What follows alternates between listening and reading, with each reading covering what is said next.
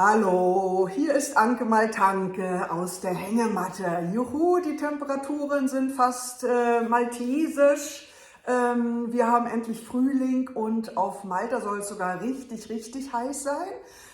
Hier bei mir, Anke Jablinski aus Berlin, Anke Maltanke, ist es wunderschön. Ich werde auch gleich rausgehen und ein Schisk trinken auf dem Balkon. Und heute möchte ich aber den Ort, ihr wisst, ich gehe alphabetisch vor, Birsebuja aus Malta vorstellen. Birsebuja ist ein ziemlich netter kleiner Ort im Süden Maltas, an der die Süd-Südostspitze, würde ich sagen. Und Birsebuja hat mir früher sehr gut gefallen. Damals erinnere ich mich an eine Geschichte am Strand. Birsebuja hat einen Strand. Dort war ich damals in den 1980er Jahren schwimmen und ging auf die Toilette in eine Kneipe. Und als ich wiederkam, zeigte man mir ein Schild. Thanks for calling, next time buy something. Das ist der maltesische Humor, das war lustig und das habe ich nie vergessen. Aber Birsebuja wird immer in Verbindung gebracht mit der Eiszeithöhle, mit der Höhle aus der Eiszeit Ardalam. Ardalam ist aber bei mir, kommt später dran, da gibt es ein Extra-Video und deswegen heute, es gibt auch noch eine andere Höhle, die zu Birsebuja gehört, das ist Ar Hassan, Ar ist immer Höhle. Und dazu aber auch ein andermal. Also ihr seht mehrere Höhlen, die zu besichtigen sind, aber auch Kirchen. Es gibt eine kleine, wunderschöne Kirche, eine Kapelle, St. George, ziemlich so im Eingangsbereich, wenn ihr reinkommt nach Birsebuja. Birsebuja teilt sich so, da gibt es links ein Gebiet und rechts ein Gebiet. Links geht es dann in Richtung Marsaxlokk und Birsebuja gehört auch zur Gemeinde Marsaxlokk sozusagen. Und Marsaxlokk kommt aber auch ein anderes Mal dran, bei M. Und Birsebuja hat so 13.000 bis 14.000 Einwohner, nicht sehr groß.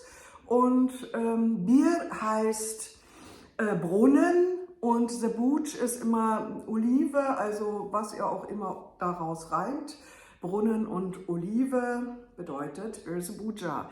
Birsebuja, Pretty Bay. Pretty Bay hieß das früher immer und heute ist es nicht mehr ganz so pretty, aber der Strand ist immerhin neu aufgeschüttet worden mit Kunstsand, ist nicht so ganz mein Ding.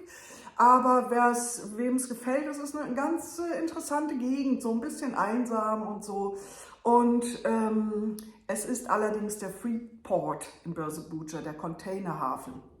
Und das ist wirklich nicht besonders hübsch, finde ich. Um die Ecke ist auch noch ein anderes Kraftwerk, aber Solar. Da ist ein Riesengebiet mit Solaranlagen und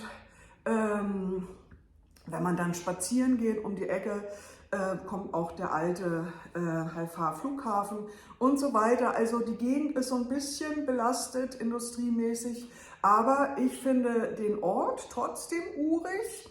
Und es gibt auch eine ziemlich berühmt gewordene Bandkapelle, die gibt es seit 1990 und eine Radio Station. Und also der Ausflug nach Birsebuja lohnt sich auch. Und last not least Birsebuja, Borj in-Nadur. Borj in-Nadur, Borj heißt Haufen, Nadur weiß ich nicht, kenne ich nicht, gibt's nicht. Jedenfalls ist dort ein Steinhaufen, wenn ihr so wollt, aber ein historischer. Und wer sich für Geschichte interessiert, muss das gesehen haben. Man braucht aber, Achtung, man braucht eine Genehmigung, um sich die Steine aus der Bronzezeit, Tempelanlage und Siedlung anzuschauen. Das ist für mich eigentlich sogar das Highlight von Birsebuja. Aber das ist alles wie immer Geschmackssache. Bis bald, eure Anke Maltanke. Sacha.